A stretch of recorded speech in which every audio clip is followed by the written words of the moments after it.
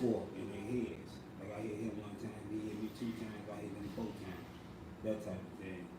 And whenever they sat down in the corner, you know, for to get some instructions, it was, oh man, you gotta do this, man, you gotta do that. You know, me as a former professional fighter, I can relate to that because when my coach tell me this is what I gotta do, this is the same thing that we worked on. Mm-hmm. And you know, my coach was a former fighter, and not just had my coach. I was trained by some of the greats, like for instance Eddie Futch. He was in my corner. He helped me train for a few fights, prepare me, and when he did, I learned a lot. Also, a great fighter which was Eddie Futch's protege was a guy named Tim Griffin. Also, another guy who was Eddie Futch's protege which was a guy named Kenneth Croom, known as KC. These guys was really more based on basic boxing and fundamentals of boxing, which you don't see coaches do today. You know, you hear coaches yell at their fighters, and ain't nothing wrong with yelling because I mean I'm a product of that. I've been yelled at and I yell at my fighters. But the reason why I yell at my fighters is because the stuff that we go through over and over again. And then once we yell at them or whatever, I see the adjustment being made. Is because why? As I showed them how to do it, I can't just sit there and tell them how to do certain things. And what I mean by telling them, you know, and showing them, for instance, like I said, I was a former fighter myself. When I tell you to step to the right, you take your right foot and you step to the right. You don't take your front lead foot and go to the right, because you go to the right, that means you're taking your right foot and you're pulling it to the left. So how would you get your number 2, which is your right hand? You cannot. And that's a big issue with a lot of fighters today. For instance, you know, I love Robert Easton, but every time Robert cannot get his right hand off because he always swings his right foot to the left. Now, Robert Easter's last 3 fights, he hasn't looked good. He didn't look good against Javier Fortuna. He didn't look good against Garcia, and he didn't look good in his last fight. Are there any adjustments he can make to get better? Yes. That's one of the big steps that he got to make. He got to bring his foot game together. You know, once he gets his foot game together, Robert still is a real threat to the lightweight division. He's a real major threat. He's got the height, he's got the talent, he got the resume. He's still a major threat. And he's a great fighter. But it's just his fundamentals have been lost somewhere down the line. And you know, the people we have in this corner, you know, it's all right to be my friend, but as a coach, as a trainer, you know, if I can't see to help you make the adjustments, either I go get some help or I step out the way. And that's the problem that I draw the line at. That's why I call it free smoke, because I got to clear this up and just say I don't mean no harm about no one. But my thing is, get some help to help him. Because if you love him, you will look at what I'm getting paid. If you love him, you will look at, I'm going to help this man become a champion. I'm going to help this man be great. I'm going to help this man, you know, win. And no more losses. And this is how you do it. And I know his family. I know him personally. And I'm just not just using Robert Easton. Another fighter, which is the WBC heavyweight champion of the world, Deontay Wilder. Wilder needs help with his footwork. His stand base is too wide. If you wish to ask Wilder to race, his feet wouldn't be that wide if he's taking off a race, because he's trying to be the fastest person. So if you in the ring, you're trying to be the fastest person. So why is your feet that wide? Your feet wider than your shoulders. That means that's a problem. That means you're gonna take longer to get to the individual opponent because of your feet, the widespread of your feet. You know, Wilder, he hit Tyson Fury nice couple of nice right hands and everything, but if his feet was right there with more torque, he would have knocked him out. You know, personally, he would have knocked him out. He knocked him down, but he didn't have enough torque on the punch to knock him out. And give shout outs to Tyson Fury, he took a hell of a shot. But again, Wilder is another person. Every time he throw his jab, he swings his right foot to the left. That's an issue. How can I get my right hand off if my right foot going to the left? That's a major issue. And you know, it's like a lot of great trainers, they don't see that.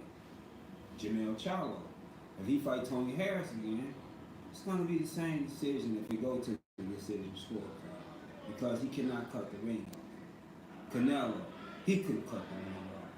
You know, he looked good, great head movement and everything, but he don't know how to cut a ring off. So, by him not knowing how to cut a ring off, you know, it's a lot of fighters that, you know, they look great, and he had good head movement, and he was moving his head real good, slick. But the position that he put himself in, he couldn't retaliate on Danny. He couldn't retaliate on Danny because, again, his feet weren't in the position to hit back. Mm-hmm. So he looked it good, but I mean, did he retaliate on them head movements? No, he didn't. It just made himself look good. You know, he slipped good punching, but he wasn't in a position to retaliate. And that's what I want to bring to the table. And that's why I want to let the world know, me as a trainer, I'm a foot doctor. I could put you in that position to make you retaliate. I could put you in a position to make you always be in a defensive mode. Whenever it's time for the person to get a punch off on you, you're going to always be in a defensive mode to protect yourself at all times. So these are the things that I want to bring to the table that I see a lot of great names out there is not doing, that I know I can do and be great at it. And then them so-called fighters that with them L's, we could turn their careers around because the fundamentals that they're missing, I have that piece. And I want to share it. And I just want an opportunity. You know, whoever accepts me in their account, and if I can't make a difference in your account within 2 to 3 weeks and you don't see the difference, you don't owe me nothing. I walk away and say, you know, I gave it a try, you know, and I'm at ease with that. Let's talk about Triple G. He just recently switched trainers. He went from Abel Sanchez to Jonathan Banks. What do you think is the purpose behind that switch of trainers? And what do you think Triple G needs, or what do you think you can add to Triple G's arsenal? Triple G needs to learn how to fight inside. You know, he know how to go to the body from the outside, but as far as fighting, kept pressing him and pressing the issue on him, because he found out that Triple G know how to go to the body from the outside, do not know how to fight in the pocket. And that was the difference between them two fights, the first and the second fight. Canelo pressed the issue, and when he pressed the issue and bagged Triple G back, Triple G didn't know how to retaliate going backwards. So that was the issue. Now, why did he go get Jonathan Banks? Because Jonathan Banks trained the Klitschko's. Ukrainian fighter. Triple G, a Ukrainian or a Middle Eastern type fighter, same type of style. So he think that he could bring the difference to the table, which no, it's not going to happen. You're not going to see no big improvement because why? Jonathan Banks, he was a great trainer. I mean, he was a great protege of the great Emmanuel Stewart. But again, did he learn the ins and outs that Emmanuel stressed? I don't think so, but time will tell. I really don't think he know that the basic fundamentals that Emmanuel laid down that platform. He did good with the Klitschko's, but again, when the Klitschko's started fighting people who know how to fight on the angle just like them, then they start losing, you know, and it made the difference. So again, I like to see, my hats off to Jonathan Banks because he's a brother who had opportunity, and I'm glad me as brothers we getting opportunities the major um, in a major role and taking over someone's career. And but again, I like to see him prove that he's the man for Triple G. Let's talk about Kovalev. Same type of situation, Eastern European fighter, switches trainers, then switched trainers again. He looked pretty decent in his last fight. What do you think of him and what improvements do you think he can make? Well, again, that's another person. Middle Eastern fighters to me, they don't know how to fight in the pocket. Eastern European fighters? Yeah, Eastern European fight. They don't know how to fight in the pocket. So when you don't know how to fight in the pocket, these the type of, us as, when you fight a brother, whatever, that's what we know how to do. We know how to fight in the pocket. And Eastern fighters, European fighters, they the type of guys that they used to Olympic style, boxing you, keeping you on the outside. So when you keep walking them down, you get close to them, they get all out, they rhythm get thrown off, and then they reach and try to grab you. And if you notice when Kovalev was trying to grab Andre Ward stayed on the angle and kept on busting him up in the body, and that's what stopped him. So again, Kovalev, to me, he ain't learned no inside game yet. And whenever he fight a Marcus Brown or somebody who know how to get in the inside, they're gonna do the same thing. They're gonna dominate him. So it's just styles makes fights. And the person we fought last time, he wasn't no pocket fighter. He wasn't no fighter that know how to fight in the inside. So that made him look tremendous. It made him look great. Made him like he made an improvement. But really, to me, I didn't see no improvement. I saw a win, which that's an improvement, that's an accomplishment. But an improvement, as far as fundamentals, I didn't see it. Improvement, he didn't get knocked out this time. Yes. Because he got knocked out by Ward, then he got knocked out by Alvarez, Yes. then he beat Alvarez. Yes. He did beat Alvarez, but I think he beat Alvarez because of his stamina this time. He had more stamina than Alvarez. I think they really pretty much fought the same fight. It's just he had better stamina. He was more prepared for the last fight. What do you think about strength and conditioning coaches in boxing? Do boxers really need strength and conditioning coaches? Well, I think when you get on the level of being a world champion and fighting once or twice a year, yes, I think it's needed. But when you are up and coming 4-0, 5-0, 7-0, or whatever, I think your own conditioning coach. That's where you find the dog in you at.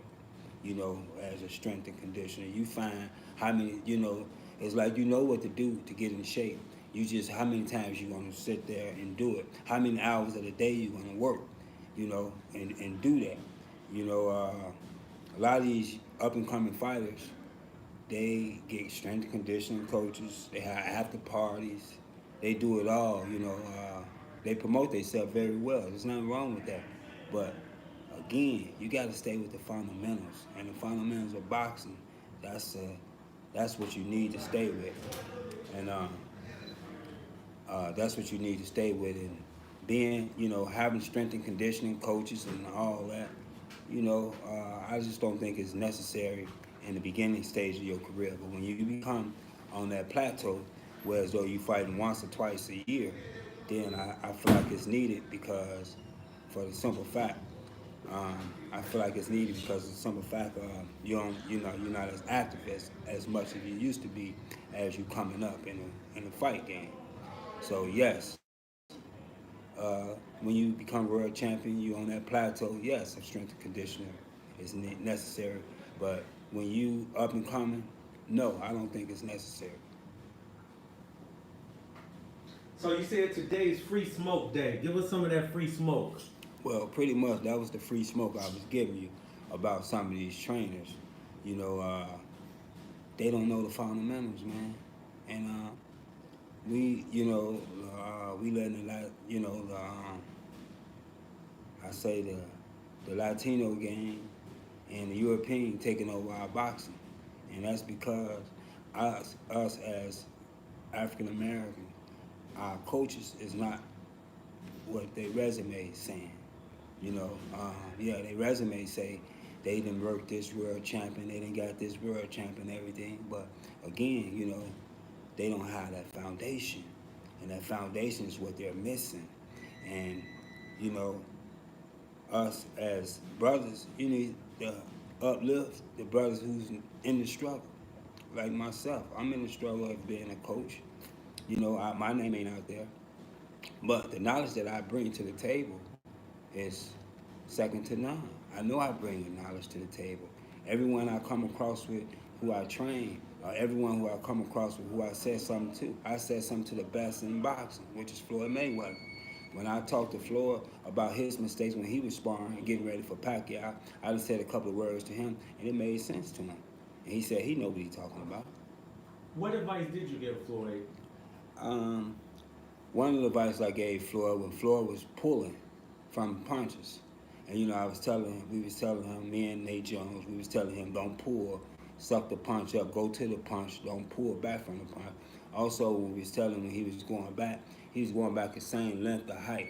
He wasn't hiding behind his shoulder and uh, going back. So if you go straight back and you don't get little, an overhand right or a wide punch could come because you're going back and you can catch the end of that punch. So that was my advice to him. I was like, champ, get down a little and stay in that crouch when you're going backwards. So, it was a good advice, and he said he appreciated it. So you correct a lot of fighters' Yes. mistakes. Yes. What fighters out there do you think need correction? And no disrespect to none of the fighters. Uh, we have a list of them. We have the Chalo, the brother. Both of the brothers. They both drag their feet to the left, their right foot, so they can't get the big right hand off unless the person going straight back. Again, Robert Easton, same situation. Uh, Deontay Wilder, even though he got a big punch, but he'll be even more successful with the big right hand if he didn't drag his feet to the left when he jab. That's the type of jab you need when you're taking your feet to the left, when the person pressing you. So that means you're gonna always stay in the circle. When the person pressing you, you're gonna go to the ropes. But when you pressing a person, you don't take your right foot and drag it to the left. It's impossible to get your right hand off. If you get it off, it's not gonna be a big one. So that's the difference.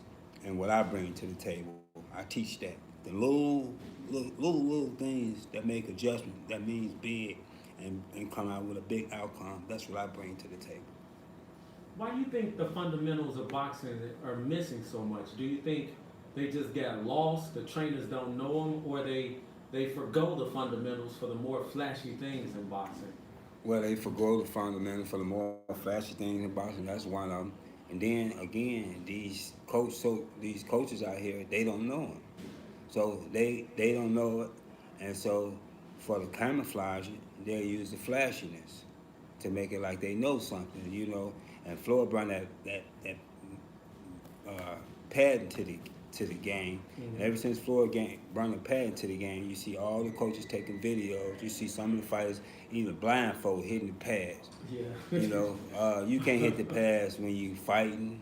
So with blindfold, you can't hit no moving target when you fighting blindfold. So you practice what you preach, and you ain't gonna be able to fight nobody like that. So why train like that? You when people pad you and they throw 300 punches, your feet ain't moved not one time. You ain't gonna be able to hit no person no 300 times standing in the same spot. So why pad like that? Again, that's why fundamentals have been misguided. A lot of coaches don't know fundamentals because, again, people are worried about social media, getting all these likes and all these comments about, oh, he's fast, he's this, he's that. But again, you leave the concept of fundamentals of boxing, and that's what we're missing. And that's what I want to bring to the table.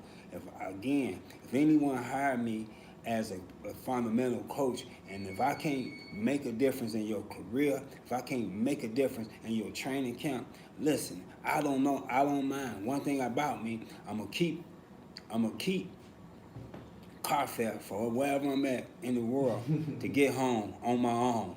You don't hold me nothing. Only thing I'm gonna do is shake your hand and say, I thank you for giving me the opportunity to try to show you what I can do.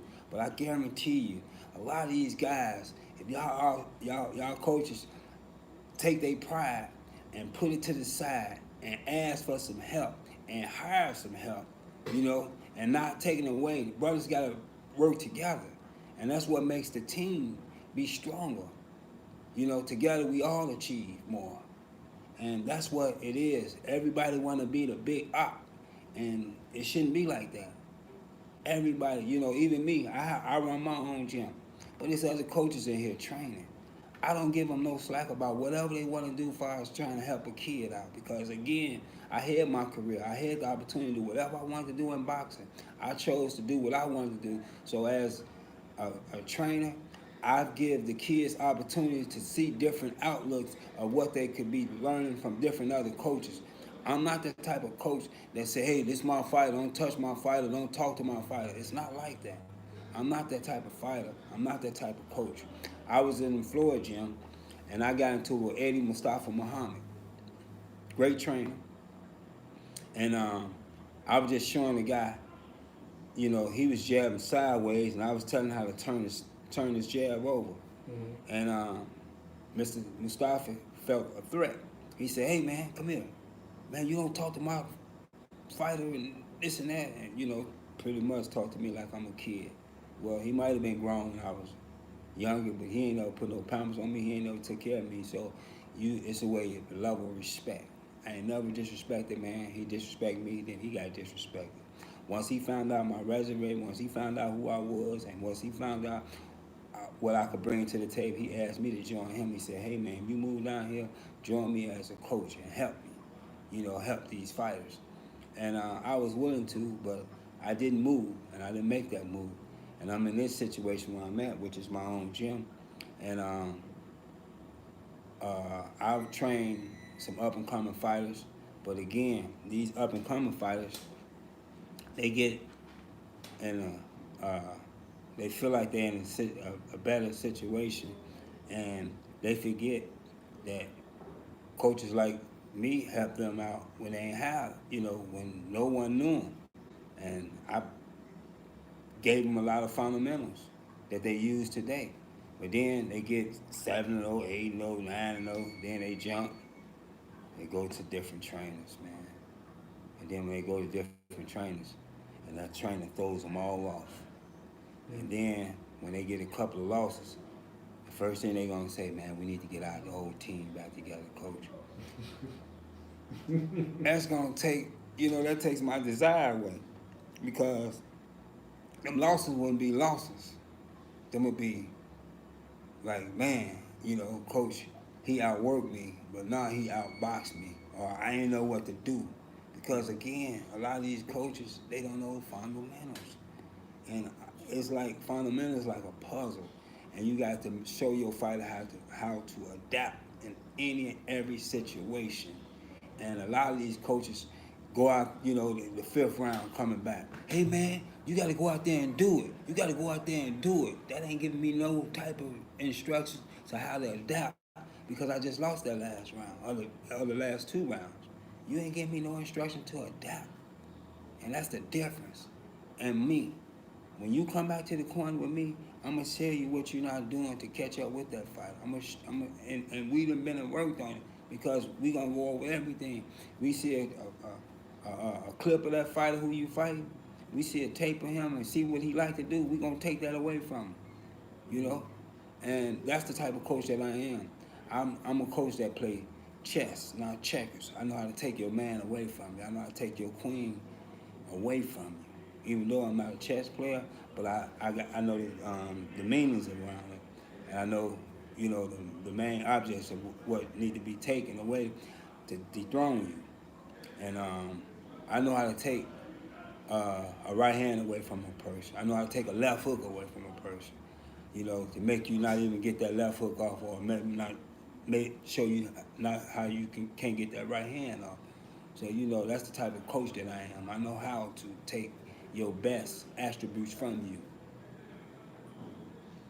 Tell me about the kid that came up from San Diego who just won the boxing competition Yeah, he that you won. trained, that he met through the channel. Tell the whole story. Okay, well, fortunately, I been getting interviewed by Jay Cross, a good friend of mine. He's a former Chicago native, and he moved on to New York, and he's a comedian now, professional comedian. He travels all over the world, and he was fortunate enough to come and you know Jay is a big old fan of boxing, and he loves the fundamentals, and he liked it. Anything you can tell, Jay the type of guy. Anything he does, he like to really know the ins and outs about it.